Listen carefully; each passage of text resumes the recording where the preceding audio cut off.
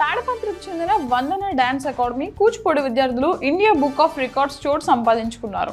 కేదార్నాథ్ క్షేత్రానికి 25 కిలోమీటర్ల కాలినడకన వెళ్లి ఆలయం ఎదుట దాదాపు 1.5 గంటల పాటు 2 డిగ్రీ సెల్సియస్ ఉష్ణోగ్రతలో కూచిపూడి నృత్య ప్రదర్శన చేశారు.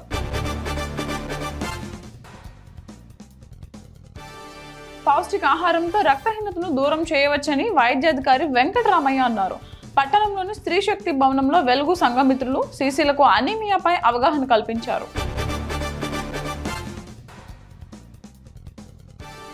నర్సీపట్నం ఎమ్మెల్యే అధికారులను అందరి సమక్షంలో తిట్టడం సమంజసం కాదని మాజీ ఎమ్మెల్యే పెట్ల ఉమాశంకర్ గణేష్ అన్నారు. నర్సీపట్నం తన క్యాంపు కార్యాలయంలో మాట్లాడారు.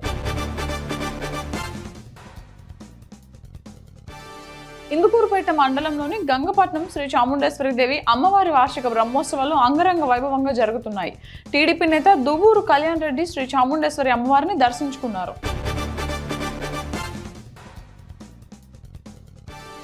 మంగళగిరిలో గంజాయి విక్రయిస్తున్న 2 వ్యక్తులను పోలీసులు అదుపులోకి తీసుకున్నారు.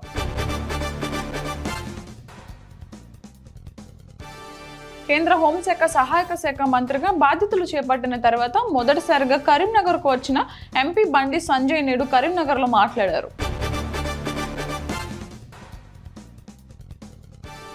తుంగతుర్తి నియోజకవర్గం పరిధిలోని అడ్డగూడూరు మండల కేంద్రంలో పార్లమెంట్ సభ్యులు రాహుల్ గాంధీ జన్మదిన వేడుకలు ఘనంగా నిర్వహించారు. కార్యక్రమంలో మాజీ మంత్రి, పిసిసి సీనియర్ ఉపాధ్యక్షులు రామరెడ్డి దామోదర్ రెడ్డి, ఏఐసిసి సభ్యులు రామరెడ్డి సర్వోత్తమ రెడ్డి హాజరయ్యారు.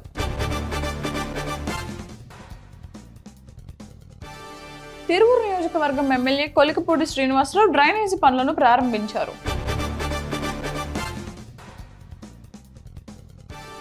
నీట్ పరీక్షను వెంటనే రద్దు చేయాలని ప్రభుత్వాన్ని బీఆర్ఎస్పీ జోగులాంబ గద్వాల్ జిల్లా కోఆర్డినేటర్ కురువ పల్లయ్య డిమాండ్ చేశారు.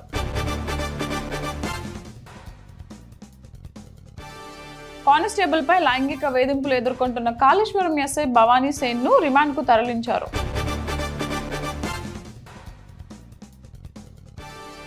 నాగర్ కర్నూలు జిల్లా అచ్చంపేట పట్టణంలోని ప్రభుత్వ హైస్కూల్లో నిర్వహించిన కార్యక్రమంలో అచ్చంపేట ఎమ్మెల్యే డాక్టర్ చిక్కుడు వంశకృష్ణ పాల్గొని ప్రసంగించారు.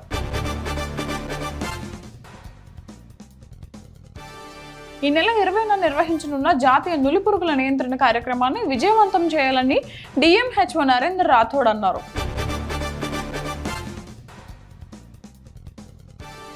అనంతగిరి మండలంలోని పలు మారుమూల గ్రామాల్లో రహదారి సౌకర్యం లేక గిరిజనులు ఇబ్బందులు ఎదుర్కొంటున్నారు. పటాన్ చెరువు ఎమ్మెల్యే గూడెం మహిపాల్ రెడ్డి ఇంట్లో ఎన్ఫోర్స్మెంట్ డైరెక్టరేట్ అధికారులు సోదాలు నిర్వహిస్తున్నారు. ఎమ్మెల్యే మహిపాల్ రెడ్డితో పాటు ఆయన సోదరుడు ఇంట్లోనూ తెల్లవారుజాము నుంచి సోదాలు జరుగుతున్నాయి.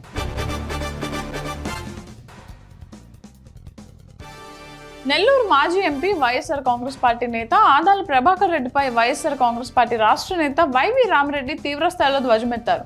ఈ మేరకు ఆయన నెల్లూరులోని తన నివాసంలో ఓ ప్రకటన విడుదల చేశారు.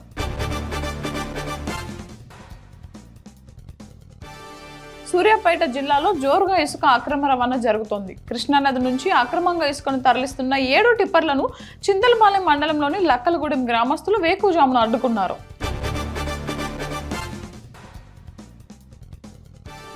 ప్రభుత్వ నిబంధనలు పాటించకుండా అనుమతులు లేకుండా ఉన్న కార్పొరేట్ విద్యా సంస్థలపైన చర్యలు తీసుకోవాలని ఏఐఎస్ఎఫ్ ఆధ్వర్యంలో పలాస శ్రీ చైతన్య స్కూల్ వద్ద ధర్నా కార్యక్రమంను చేపట్టారు.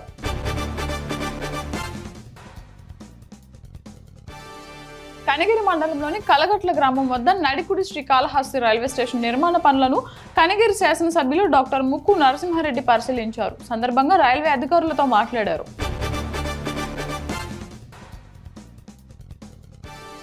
కళ్యాణదుర్గం మండలం నారాయణపురం గ్రామంలో ఆదినారాయణ ఇంట్లో అర్ధరాత్రి దొంగతనం జరిగింది. ఇంట్లో ఉన్న 2,62,500 నగదు, ఒక జత కమ్మలు, ఒక చైన్ దొంగలించినట్లు బాధితుడు తెలిపారు.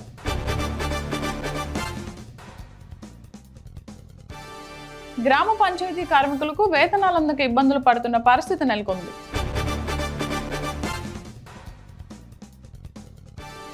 మహబూబ్ నగర్ జిల్లా కేంద్రంలోని శబరిమల అయ్యప్ప కొండపై అయ్యప్ప సేవా సమాజం ఆధ్వర్యంలో నిర్వహిస్తున్న అయ్యప్ప గానార్చన భజన కార్యక్రమం ఘనంగా నిర్వహించారు.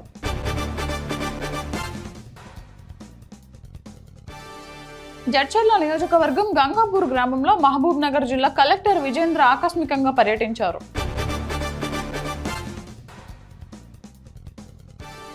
తణుకు పట్టణంలో తెల్లవారుజాము నుంచి ఎడతెరిపి లేకుండా వర్షం కురుస్తోంది. దీంతో తణుకు పట్టణంలో రాష్ట్రపతి రోడ్డుతో పాటు ప్రధాన వీధులు, లోతట్టు ప్రాంతాలు జలమయమయ్యాయి.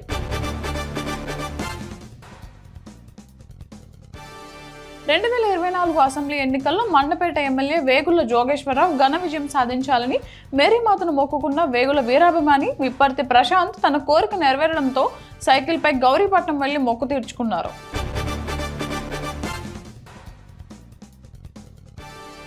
నల్గొండ జిల్లా కేంద్రంలోని ప్రభుత్వ ప్రధాన ఆసుపత్రిలో జిల్లా కలెక్టర్ సి సత్యనారాయణ ఆకస్మికంగా తనిఖీ చేశారు. Emergency, ICU, palliative care, male, female వార్డులు, surgical, post operative ward, MCH వార్డులు అన్నింటినీ కలియ తిరిగారు.